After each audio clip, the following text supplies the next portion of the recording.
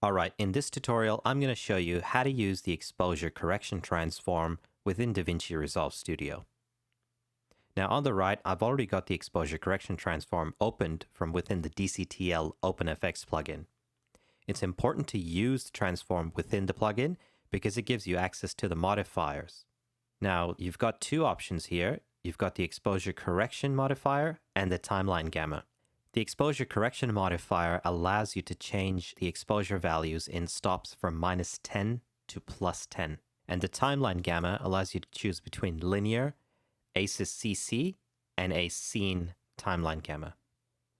Now for the first part of this video, I've already set the Timeline Gamma to a linear, which is a Rec. 709 color space on a linear gamma. Now in order to modify this exposure value, I'm looking at my scopes and I can see that I just need to tweak it a little bit to bring it down. So that ought to do it just about there. Now, if you have another plugin or a transform which provides false colors, there's an easy way to check. Now I've got my Falsify transform here to show the false colors.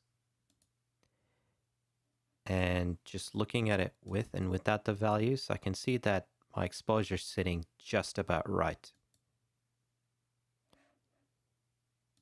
Now there may be some instances where you want to bring down those highlights. So you can do that too using the Exposure Correction Transform. Now in this particular instance, I can see that my video clips. And if I just bring that all the way up to where it clips, so that's about close to -3 3/4 stops.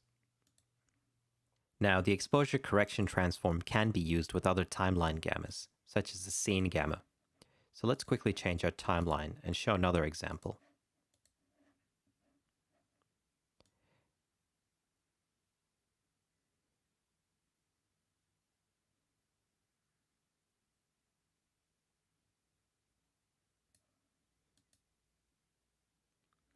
We also have the option of using ASYS-CC.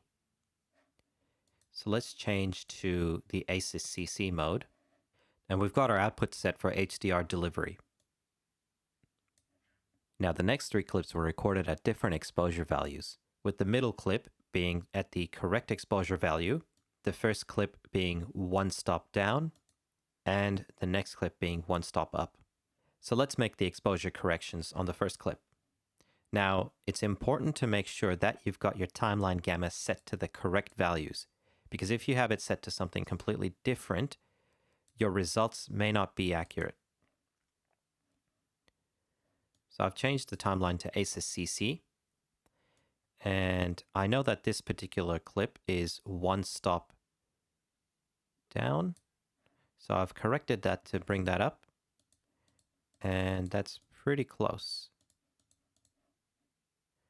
And for the next clip as well, just make sure it is one stop down.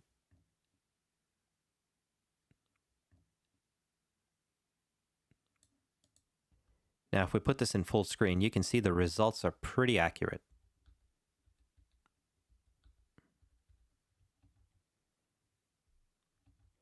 So there you go. That was a quick and easy overview of the Exposure Correction Transform.